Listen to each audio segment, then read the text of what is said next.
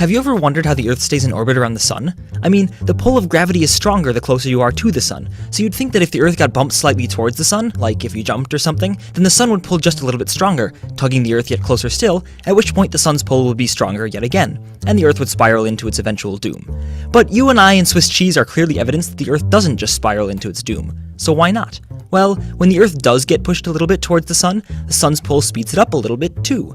So even though the nearby Sun's pull is stronger, the Earth will be going fast enough that it overshoots and ends up farther away from the Sun.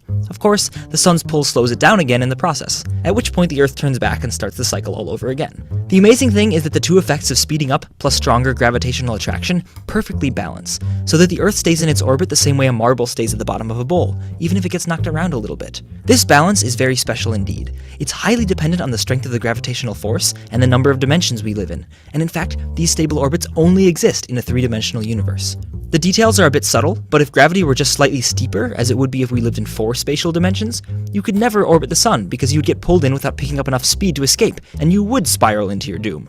And if we lived in fewer dimensions so that gravity were a bit tamer, then you could also never orbit the Sun, because as you approached it, you wouldn't be pulled enough and would merely pass by with your path slightly bent. So we're incredibly lucky to live in a three-dimensional universe where there are stable orbits that allow planets, solar systems, and galaxies to exist at all. Thank you, stable orbits, for without you, life as we know it, and especially cheese, would be impossible.